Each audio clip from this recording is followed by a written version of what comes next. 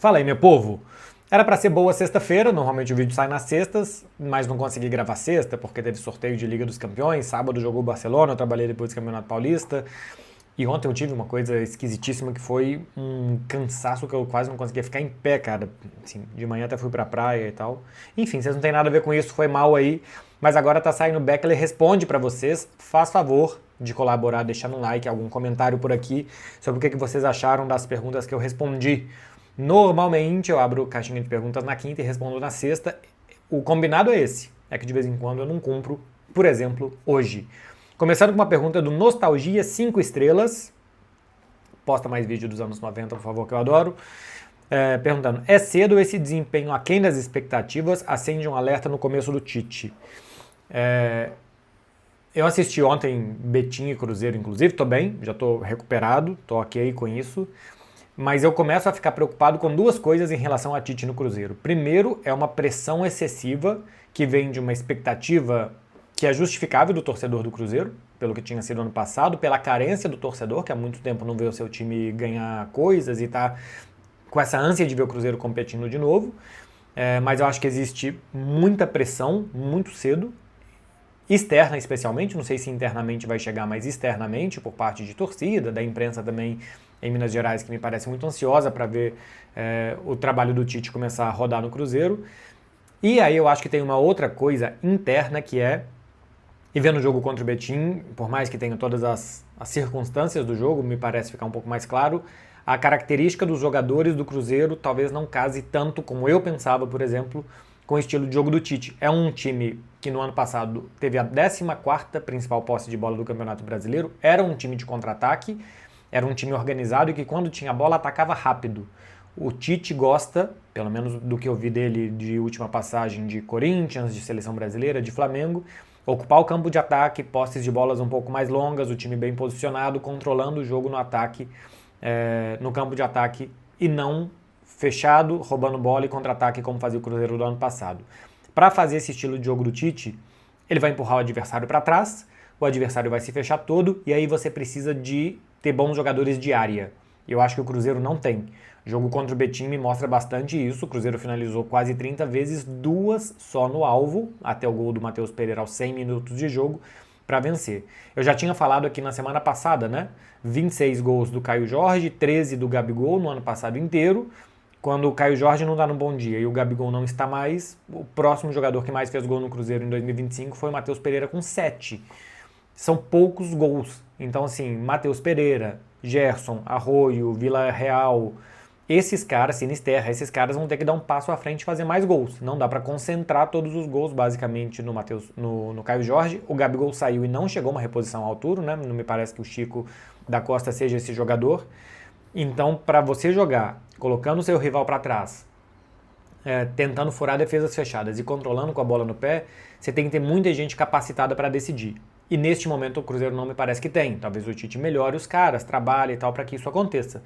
Mas o que me parece que existe nesse momento é um time muito mais montado para roubar bolas e correr do que para empurrar o rival para trás e pressionar. Isso eu acho que pode ser um problema. Se o Tite não conseguir melhorar a característica dos jogadores e achar uma saída para isso, aí eu acho que sim pode ser um problema o trabalho dele. Vamos ver, né? No final das contas, a gente não tá falando nem de 10 jogos de um técnico que acabou de chegar e estão pedindo a cabeça dele, isso eu acho muito fora de lugar. Cristiano Guimarães, salve MB, você acha que o trabalho do Guardiola chegou a um platô e seria interessante novos ares? Eu acho que sim. É a primeira vez que eu vejo o Guardiola não conseguindo ou dominar e controlar ou inovar.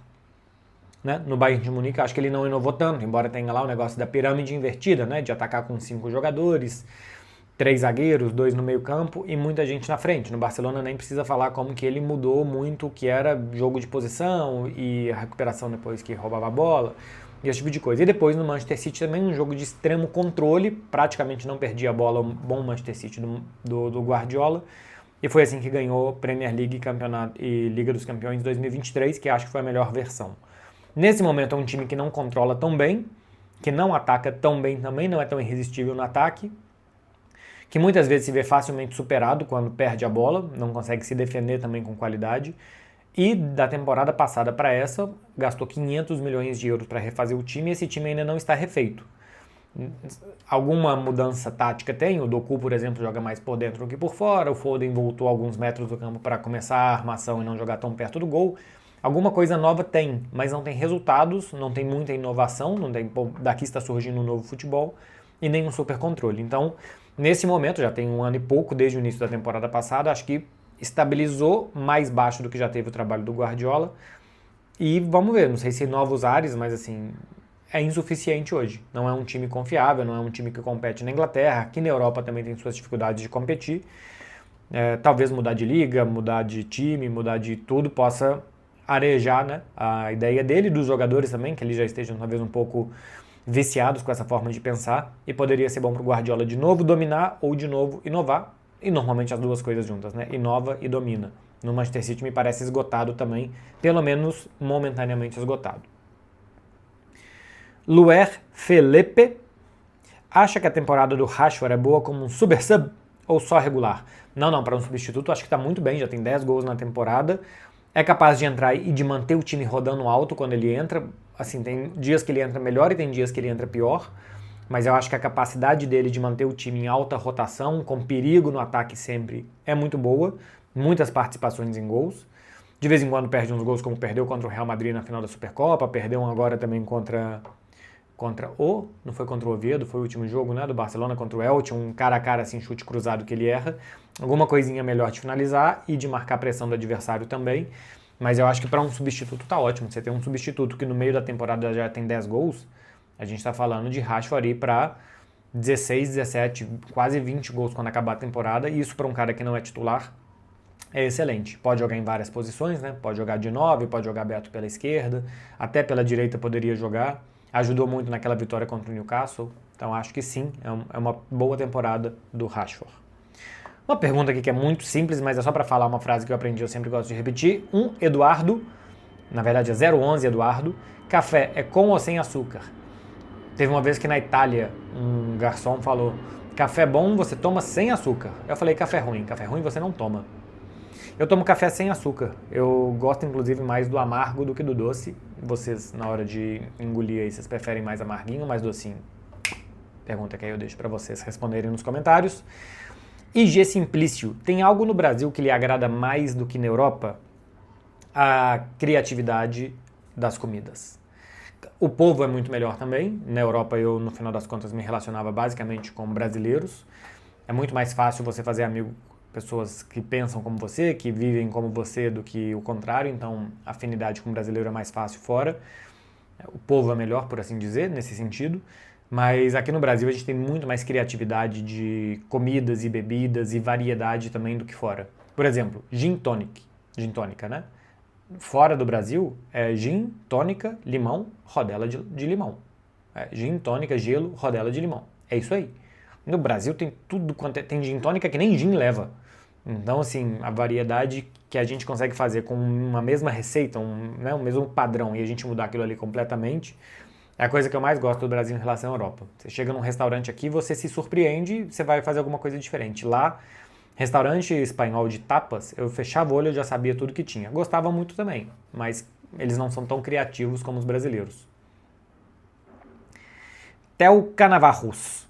Endrick, por perfil, não encaixaria perfeitamente no Barça, já que se movimenta e garante gols? Pois é, tem uma coisa que é, a movimentação do Endrick poderia ajudar a abrir espaço para outros jogadores. Ele é um cara que, se colocar a bola na frente, ele chega, tipo o Ferran, né? Tem mais gol do que o Ferran, cheira mais gol do que o Ferran. Acho que não perde tantas como o Ferran Torres. Para mim, o Endrick tem uma questão que vai dificultar ele em grandes clubes, que é ele perder muito a bola. Tava vendo agora as estatísticas do jogo contra o Lille, ele perdeu mais da metade das bolas que ele tocou. Perdeu 15 de 29.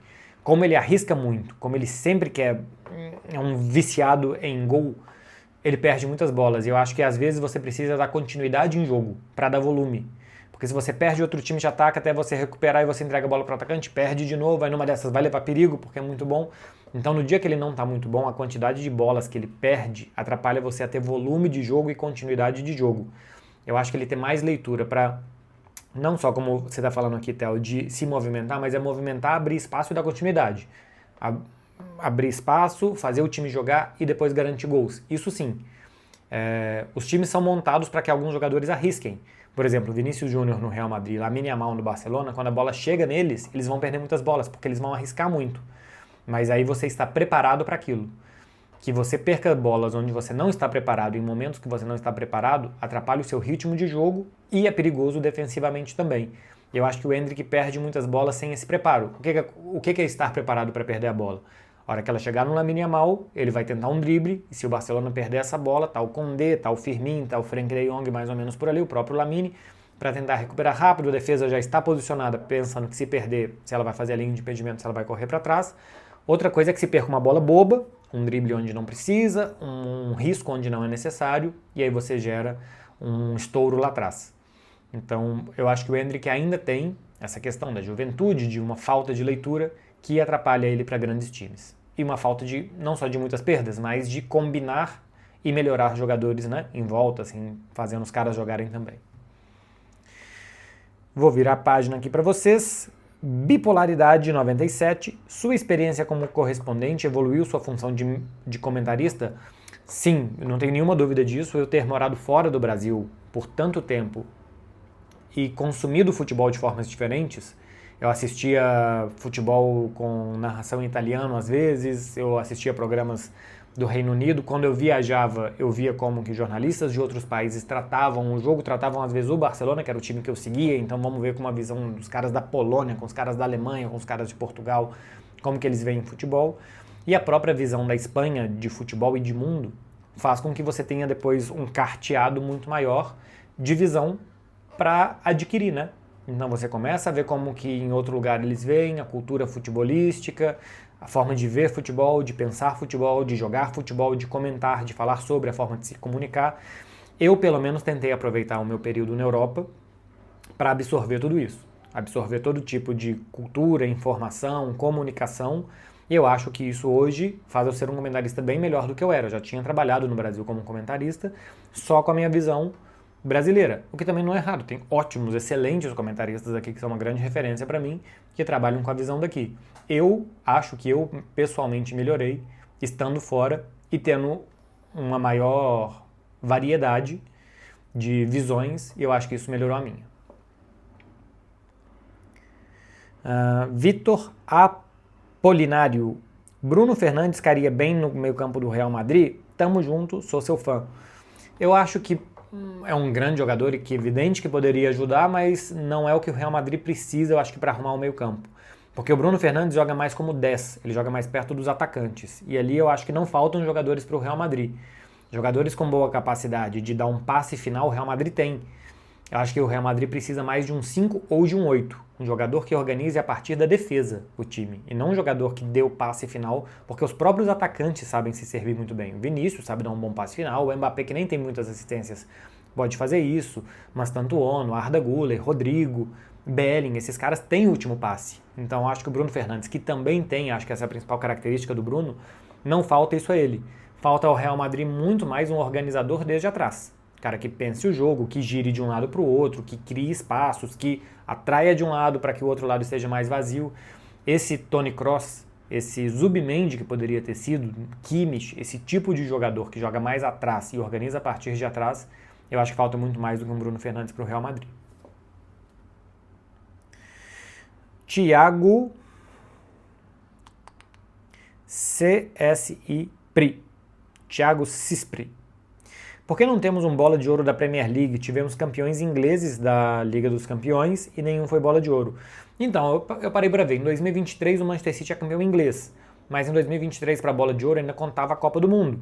E aí, quem votou considerou que a Copa do Mundo do Messi valeu mais do que aquela temporada do Haaland. Em 2021, o Chelsea ganha a Liga dos Campeões, não tinha um grande destaque individual o Chelsea. Quem ganha a Premier League é o Manchester City, e era um ano de Euro e de Copa América. Acabou contando a Copa América do Messi, para quem votou, pensando em 2020 nem teve bola de ouro, né? Foi The Best, mas enfim, agora não lembro. Mas contou a Copa América do Messi, não contou a Euro da Itália, que também não teve um grande destaque. Quem repetiu Itália e Liga dos Campeões foi o Jorginho, que era um jogador de meio campo, um pouco mais coadjuvante. Antes disso, o Liverpool ganhou em 2019, não ganhou o campeonato inglês. A reta final do Liverpool era com o Salah, que não participou de gols contra o Barcelona, nem jogou o jogo de volta, que fez um gol de pênalti na decisão. O Van Dijk foi o mais votado e ficou muito perto do Messi. Então, se a gente for pegar aqui de 2019 para cá, foram esses títulos ingleses, não estou enganado, né? Liverpool, Chelsea e depois o Manchester City. Esses 3 títulos, 2 não ganharam a Premier League, então um foi o campeão inglês, outro da Liga dos Campeões. Tinha Copa do Mundo envolvida, tinha outros campeonatos como Copa América e Euro envolvida. Acho que esse é um dos motivos para a gente não ter bola de ouro da Premier League por enquanto. Augusto Jaeschke, Jaeschke. Acha que Igor Thiago tem chance de ser o 9 do Brasil? Abraço, MB.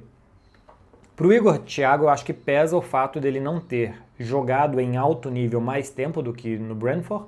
A carreira do Igor Thiago é uma Série B pelo Cruzeiro, que ele jogava num time muito limitado e ele ainda estava em desenvolvimento também. Ele vai para o Ludogorets, depois ele vai para o futebol da Bélgica e aí eu acho que ele vai para o Brentford, né? Eu acho que a trajetória dele é essa.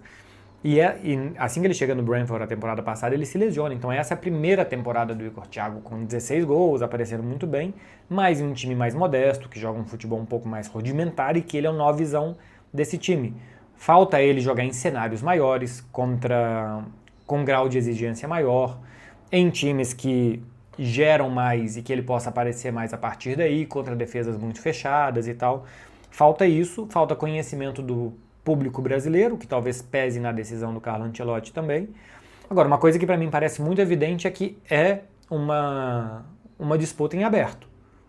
A gente tem João Pedro e Matheus Cunha que parecem estar à frente porque estão lá toda hora e estão fazendo uma temporada razoável para boa, mas o Richarlison, que não deve estar na lista de março porque está lesionado, pode abrir espaço para Pedro, Yuri Alberto, Caio Jorge, Endrick, Gabriel Jesus, Igor Thiago, vários outros jogadores que mostraram em algum momento, mas eu acho que muitos deles, acho que todos eles são incompletos, a gente não tem um 9 de garantia, inclusive os 2 que devem ser chamados, João Pedro e Matheus Cunha. Então, acho que o Igor Thiago pode entrar nessa disputa correndo por fora, porque todos os outros são um pouco mais experimentados do que ele é, tem uma carreira que mostra um pouco mais do que a carreira do Igor Thiago mostra em grandes cenários até aqui.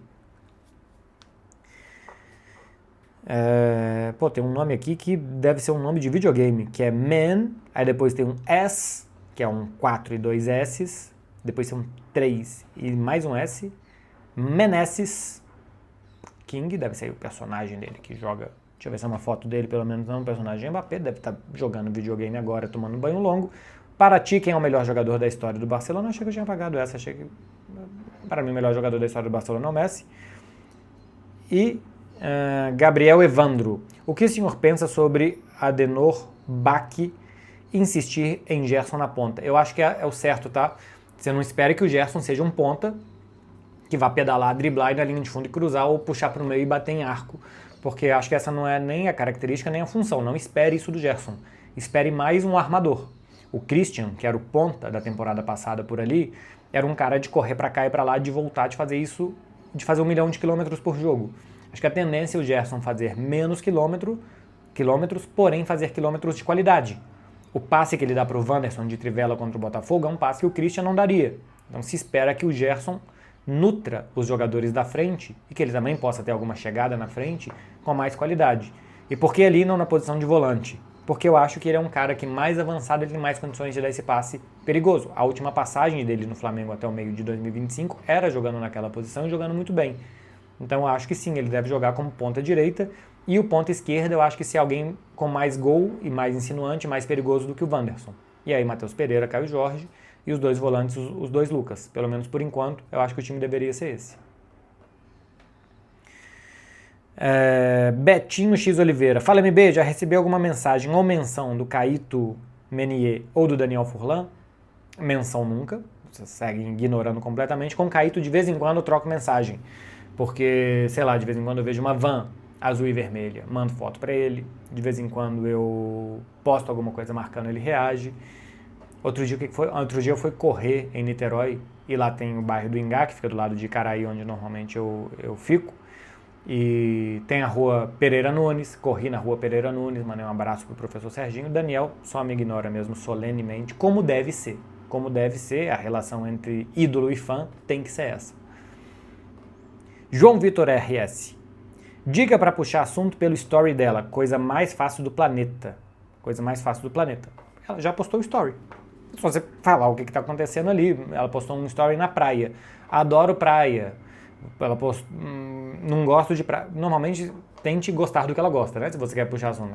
Ela posta uma foto na praia. Se fala não gosto de praia, ela fala, beleza, eu gosto. Adoro praia, conheço essa praia. Pô, quando eu vou na praia, o que eu gosto mesmo é de água de coco. Qualquer coisa, pô. É muito mais difícil puxar assunto, eu acho, que nesses aplicativos aí de paquera, que vocês garotada usam, do que no story, porque no de paquera você tem que descobrir do que a pessoa gosta. Será que ela gosta daquilo, disso? Aí você faz uma pergunta meio artificial, e aí, você gosta de praia, você gosta de viagem, você é contra a injustiça, você é contra as doenças? Fica meio assim, quando você já sabe do que a pessoa gosta, é meio caminho andado para você gostar daquilo ali também, e depois, trau. Tô brincando. Mais ou menos. Fixit 2K. Acertou 2.000 aqui. Você acha que o futebol brasileiro um dia poderá se comparar ao futebol inglês ou espanhol? Não. Bom, um dia, daqui a 200 anos. Em médio, curto, longo prazo, pensando em décadas, não. Porque o interesse do público global e a economia está mais na Inglaterra e na Espanha. A Espanha tem os dois maiores clubes do mundo, o Real Madrid e o Barcelona, um grandíssimo clube, estão ali, eles geram interesse global pra caramba. Isso os clubes brasileiros não geram, os clubes brasileiros não geram interesse fora do Brasil. Ah, mas eu vi que teve um dia que saiu no jornal da Inglaterra que o Memphis fez um gol. Beleza. Não gera interesse fora do Brasil, não vai gerar interesse fora do Brasil. Por quê? Porque o mundo é assim, porque eles não têm interesse até hoje, eu acho que não vão ter interesse a partir de agora. Então não vai ter o poder econômico, não vai ter o poder de atração de jogadores, não vai ter o interesse global, não vai ter os patrocínios, não vai ter a cota de televisão. Então não vai ser como futebol inglês ou espanhol, que não quer dizer que é um futebol ruim. O futebol do Brasil pode ser um futebol bom, aqui tem muitos grandes clubes, tem muitas grandes torcidas, tem muitos clubes que podem brigar por muita coisa no Campeonato Brasileiro. Hoje até me parece que o único palpite fácil é apostar em quem vai ser campeão brasileiro, ou Palmeiras ou Flamengo. Todos os outros palpites são muito difíceis. Essa para mim é a graça do futebol brasileiro. É um futebol que te permite falar, você viu o jogo do Vasco? Foi 6-0. O outro pergunta, para quem? O futebol brasileiro permite esse tipo de coisa que mundo afora aí não se permite. Então acho que tem uma graça, tem uma qualidade, tem uma particularidade do futebol brasileiro ótima pra gente. Aqui já tem um mercado de 200 milhões. Fazer aqui norte-americano, que o pessoal de Singapura, do Egito, da Argélia, do Japão, da França gosta do futebol brasileiro, eu acho pouco provável. Acho que não vai acontecer. Matheus Mota A. Como encarar ser uma inspiração para outros profissionais da sua área? Pô, isso daqui, eu não peguei isso daqui só para retweetar elogio e olha como eu sou legal, que eu sou inspiração e tal. Mas isso daqui é muito complicado, porque teve muita gente que foi inspiração para mim. Então eu vou levar mais por esse ponto. Né? Primeiro, Matheus, muito obrigado por falar isso. Eu fico muito feliz, fico tímido mesmo com esse tipo de coisa. Mas teve muita gente que foi inspiração para mim. E o que eu acho que é legal é vocês terem várias inspirações. Beleza, quer se inspirar em mim? Saiba o porquê, mas também se inspire em outras pessoas. Porque quando, às vezes, você segue uma linha de uma pessoa só, você tende a ter uma cabeça muito fechada a um tipo de pensamento. E depois, se aquela pessoa te desagradar, se você não conseguir mais se identificar com ela, fica difícil de você ter mais referências. Então, é como eu tinha falado antes, que eu saí do Brasil e abri o meu leque, eu tinha aqui, e tenho até hoje, referências. O PVC é uma grande referência para quem se formou na minha geração. Aqueles linhas de passe dos anos 2000 com Trajano, Juca Kfouri, PVC, Calazans e tal, era uma grandíssima... Mauro César, que é excelente, era uma grandíssima referência, assim como eu tenho referência do Zupac, do Mário Marra e de muita gente. Na TNT, o Vitor Sérgio, para mim, hoje é o melhor comentarista de futebol brasileiro, o Bruno Formiga é incrível, é impressionante. Referências de como as pessoas se comunicam, a comunicação do André Henning, a comunicação do Oscar Ulisses. Eu tenho muitas referências. Quando você tem poucas referências, que eu acho que é o problema, e aqui é um problema se eu sou uma grande referência, e a única, uma das únicas, que é falta de pluralidade de ideias. Então, para quem está assistindo isso daqui, é jornalista e tal, absorva muitas coisas de muitas pessoas. Acho que é a melhor forma. É só isso. Essa palestra toda era só para falar isso. Vai acabar a bateria da câmera, da luz, já. Fiquem tensos, é igual eu tô tenso aqui, porque eu vou ter que trocar meio que de improviso. Jorge Bastos, acha que a Liga Italiana pode voltar a ser referência? Essa pode, diferente da Liga Brasileira. A questão é como. Até já tem o como lá. Como que a Liga Italiana vai voltar a ser referência? Porque ela era referência nos anos 80, 90 e até alguma parte dos anos 2000, porque ela tinha muita capacidade de investimento. Hoje, ela não tem essa capacidade de investimento. Você vê Inter, Milan, Juventus, os principais clubes italianos em faturamento, eles ficam alguma coisa no top 10 das principais receitas europeias, atrás de Barcelona, de Real Madrid, e de vez em quando atrás do Atlético de Madrid, dos ingleses, do Bayern de Munique, do Paris Saint-Germain. Então, a Liga Italiana parou no tempo em arrecadação com estádios, os estádios são muito velhos, sucateados, não são arenas que geram muito dinheiro, com patrocínio, porque deixou de ser uma liga global e é uma liga local, os direitos de transmissão italianos externos são vendidos muito baratos. Então, se não tem muita gente assistindo fora da Itália, é difícil que patrocinadores globais paguem muito dinheiro, né? Os patrocinadores italianos, como é uma liga local, tendem a pagar mais. É uma liga que não revela hoje muitos jogadores. A Itália não revela muitos jogadores. Não tem muitos jogadores italianos jogando fora da Itália, nem nos grandes clubes italianos. É uma liga que os principais times, Milan, Inter, Napoli, são times com média de idade quase com 30 anos.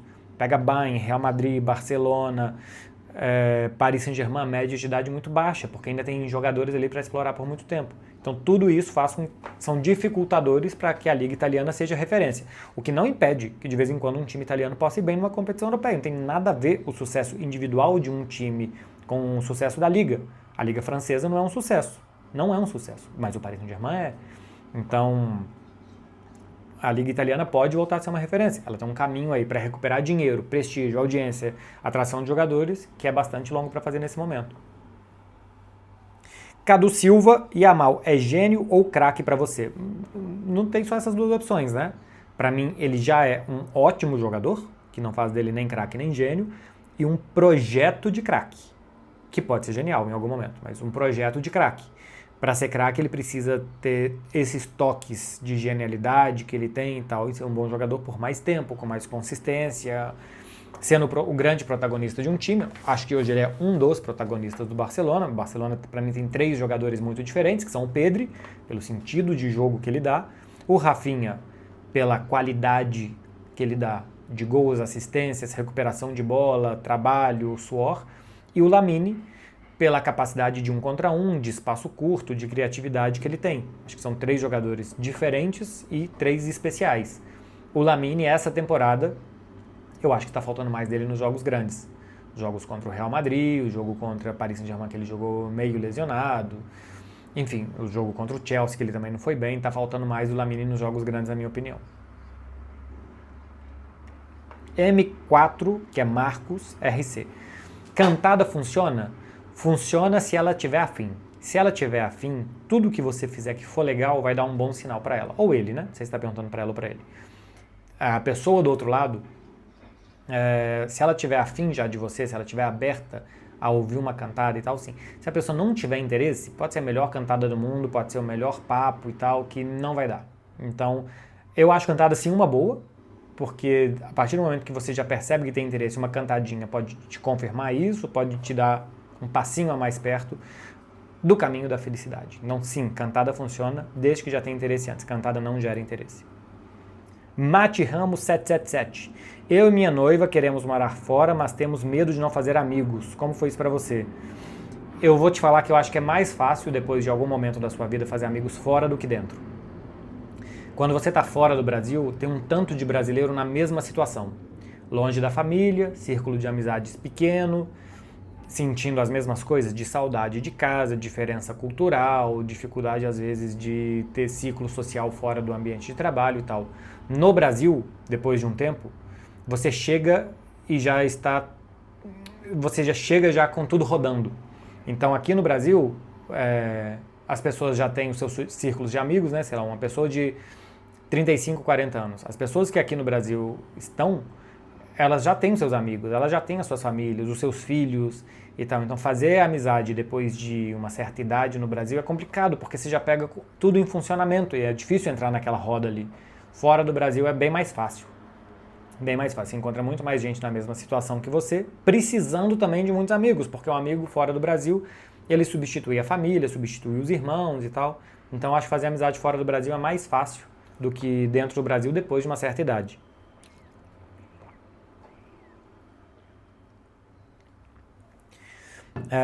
Gabriela... Não, desculpa. É Gabriel Ângelo Freire. Vejo muitos comentaristas criticando o palmeirense que não quer o Abel. O que acha disso? Eu não vou falar o que eu acho dos comentaristas, porque os comentaristas dão a opinião deles, né? Aparentemente, o que você está falando aqui é que tem comentaristas a favor do Abel Ferreira, e eu acho que tem que estar mesmo a favor do Abel Ferreira. É uma máquina competitiva o time do Palmeiras. Eu vou falar sobre os palmeirenses que não querem o Abel, o que eu acho disso. Que o Palmeiras seja capaz de competir, que ele seja capaz de chegar longe, que ele seja capaz de chegar na final, em campeonatos de pontos corridos e bem, isso já está mostrado. Que esse time precise dar um passo à frente para entreter mais o seu torcedor, divertir mais, passar mais sensação de que esse time é muito bom, para que o torcedor saia feliz e não aliviado dos jogos, eu acho que esse passo precisa ser dado. E o Palmeiras está num marasmo há algum tempo já, de bom futebol, de futebol divertido e de que é possível competir se não for de uma forma tão dura, engessada e que precisa dos jogadores estarem transpirando 100% do tempo, que eles podem também estar inspirados e não só se esforçando. Então acho que talvez, e eu acho bastante justo, que muitos palmeirenses estejam cansados deste tipo de jogo. Eu me cansaria, para mim é cansativo esse tipo de jogo, porque o torcedor sente o jogo. Eu acho que a partir do momento que você sente que precisa estar muito mobilizado, concentrado, competitivo para ganhar de qualquer adversário, é cansativo também para quem assiste. E não é divertido para quem assiste. Então você vai assistir um Palmeiras e Curitiba, e que o Palmeiras vai ganhar de 2-0 com uma bola parada e depois um contra-ataque no segundo tempo, não é divertido igual você vê o time tocando a bola, entrando na defesa, e agora foi na trave, agora quase, que jogada. Eu acho que... Eu entendo o torcedor do Palmeiras que esteja cansado, apesar de ser competitivo. Agora, você troca ter um pouco mais de estética por competir menos? Acho que o torcedor do Palmeiras só aceita trocar porque ele já está de barriga cheia de ser competitivo, ele quer se divertir também. Mas ser competitivo é o que todo mundo quer, né? O Abel tem uma visão de qual é a forma mais fácil ou qual é o caminho mais curto para se vencer. Ele tem essa visão, time que se defende muito bem, time muito duro, compete muito, lança bolas, pega a segunda bola, bola parada e dá certo. É a visão dele, dá certo. É o que eu mais gosto? Não. Mas se dá certo, é difícil de rebater. Rob Paulo. Vi um vídeo sobre o Bidon ser o Pedri de Itaquera. O que você acha? Seria um bom reserva no Barça? Eu acho que o Bidon tem qualidade, assim, ele tem alguns lances de Pedri, né? Aquele lance na final da Copa do Brasil nem o Pedri nunca fez. O Pedri já fez grandes dribles, mas aquele ali é demais. Tem um ou outro lance de muita qualidade do Breno Bidon, só que o Pedri é um cara que toca na bola 100, 120 vezes por jogo, com 90% de acerto de passes. Falta isso pro Breno, falta que o time dele também queira que ele faça isso. Não me parece que a intenção do Corinthians é entregar todas as bolas pro Breno Bidon dá sentido pro jogo. Ele é um cara tecnicamente muito bom. Precisa recuperar mais bolas, tocar mais vezes na bola, para a partir daí vislumbrar se ele pode ser um bom reserva para o Barcelona, ou para um time que queira jogar dessa forma. Mas que ele tem essa qualidade técnica, esse refino, acabou a luz, falei que ia acabar, esse refino que o Pedri tem, eu acho que ele tem na proporção dele, né? Não tem dois Pedres no mundo. Ele tem na proporção dele. Ele precisa mais. O Breno Bidon precisa mais. Eu já falei isso com ele até, né? Teve um Corinthians e Ponte, que eu estava comentando pós-jogo, o Breno Bidon participou, e eu falei, o Breno, quanto mais vezes toca na bola, melhor joga, mas precisa tocar mais. E eu também acho que o Corinthians precisa querer que ele toque mais na bola, o jogo acho que tem que passar mais por ele. Gui Brussolo. Qual a sua opinião sobre a profissionalização dos árbitros? Ajudará a melhorar? Sim, a princípio sim, porque eles vão ter mais capacidade para se dedicar técnica, física, mentalmente para os jogos. Então sim. A partir daqui a CBF, além de profissionalizar, tem que oferecer ferramentas para eles treinarem física, técnica e mentalmente. Que depois das rodadas tem ali uma conferência dos árbitros, porque eles vão ter tempo de fazer essa conferência, né? Ganhando salário, eles estão lá disponíveis para trabalhar. Uma conferência com os árbitros para explicar esse lance foi bem marcado, esse lance não foi, esse daqui e tal, que eles possam ter esse tipo de revisão. Que tem um preparo físico da CBF, preparador físico, alguém para trabalhar com os árbitros a parte física, que tenha alguém para trabalhar a parte mental e de pressão que os árbitros sofrem. Todo esse tipo de coisa tende sim a ser muito positivo. Vamos ver se vai dar resultados, mas eu acho que a tendência é que seja sim positivo. E outra coisa que eu gostaria muito é que dentro desse processo de profissionalização tivesse também um processo de padronização. que não chegue um árbitro e dê 20 faltas e que o outro dê 40 faltas para um jogo muito parecido. A gente tem que ter um padrão. Todos os times têm que jogar o mesmo campeonato. Mesma grama, mesma arbitragem, assim, né?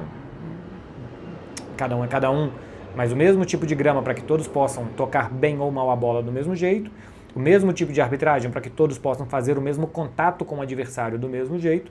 A partir daqui, claro que vai ter um fator humano que vai ser diferente, mas eu acho que a gente tem que partir do princípio que todos deveriam jogar o mesmo campeonato. Quando um dia é uma grama, aí no outro dia é natural, aí no outro dia é outro sintético, aí quando um dia o árbitro dá 20 faltas, no outro dia ele dá 40 faltas, cada dia se joga um campeonato diferente, eu não acho isso justo. M. Leal Batalha. Sou recém-formado em jornalismo e quero ingressar no jornalismo esportivo. Alguma dica? Vai produzir conteúdo. Se ninguém te deu oportunidade, se dê a sua própria oportunidade. Vai produzir conteúdo, veja qual que é a sua forma de se comunicar, sobre o que você gosta de falar. Claro que se você quiser falar sobre o futebol de Singapura, vai ser mais difícil chegar a mais gente, mas veja como você quer falar, como que você quer editar, como que você quer se comunicar, suas redes sociais. E aí o sol nasce para todos, né, nas redes sociais. Todo mundo pode produzir conteúdo, tem muita gente muito nova se destacando, tem muita gente que eu sigo que é muito jovem, que faz isso muito bem e que eu acho que é o caminho. E aí depois pode ser que a grande mídia se interesse por você, que aí televisão, portal, outros grupos de comunicação digital se interessem por você e você vai produzir conteúdo para eles. Mas eu acho que hoje, quem está se formando hoje tem esse tipo de ferramenta que eu não tinha na minha época. Eu tinha mais ou menos, tinha blog, eu fiz blog na minha época e me ajudou a abrir portas. Então é o conselho que eu dou. Duas últimas aqui, hein? Silvia Rogéria. Como você começou a estudar futebol? Conte mais do seu início, por favor. Pô, eu comecei a me interessar por futebol em 93, 94. Antes da Copa do Mundo de 94, eu tinha 7 anos. Foi assistir muito, começar a ir no Mineirão com meu pai, e aí a conversa do meu pai com os meus tios girava muito em torno de futebol e eu queria muito participar e tal. Então eu assistia muito. Como eu queria participar de conversas de futebol, comecei a ver programas esportivos que falavam sobre futebol, para eu ver como é que falava de futebol. E aí uma coisa foi levando a outra. Estudar futebol mesmo, assim, estudar não só jornalismo ou comunicação, mas futebol eu nunca fiz. Até fiz um curso de técnico aqui na Federação Paulista de Futebol em 2012, 2013, alguma coisa assim. Mas eu nunca estudei futebol. Eu vejo como falam, eu tento entender o que estão falando e aí eu vejo se aquilo ali faz sentido ou não pra mim. Mas eu nunca fiz cursos de futebol e tal, eu não sou tão estudioso assim. E os meus inícios eu comecei a trabalhar como estagiário na Rádio Inconfidência, uma grande oportunidade que o José Augusto Toscano me deu. Depois eu comecei a trabalhar como estagiário também na TV Horizonte, uma grande oportunidade que o Orlando Augusto e o Henrique Comini me deram. Aí depois eu comecei a trabalhar contratado na TV Horizonte, lá em BH. Depois Rádio Globo Minas, Rádio Globo São Paulo, Sport TV. Fui para a Espanha, Esporte Interativo, TNT. Aí comecei a fazer coisas paralelas, né? TV3, TV Espanhola, Rádio Itatiaia, Jornal Lance. Bom, e aí no final das contas hoje é Rádio Itatiaia, YouTube, Folha de São Paulo e TNT Esportes. E afinal, a última pergunta, Miguel Soares. Devemos olhar para o passado da mulher como algo importante? Sim, muito importante. Se a mulher é amiga das amigas dela, se ela é amiga dos amigos dela, como que ela se comporta com a família, se ela é uma mulher legal, se no passado ela era uma mulher legal, se com os outros namorados, companheiros dela, se ela foi legal com eles, se tudo acabou bem. Esse tipo de coisa eu acho muito importante. Se ela foi uma mulher legal no passado, a chance dela ser uma mulher legal com você é muito grande também, porque ela é uma pessoa legal. Então, se ela no passado não era uma mulher legal, se ela brigou com muita gente, se ela saiu mal de relacionamento, se ela saiu mal de trabalho, se não se dá bem com familiares aqui e ali e tal, você pode começar a gerar alguma dúvida. Será que ela está certa sempre, estão errados com ela ou será que não?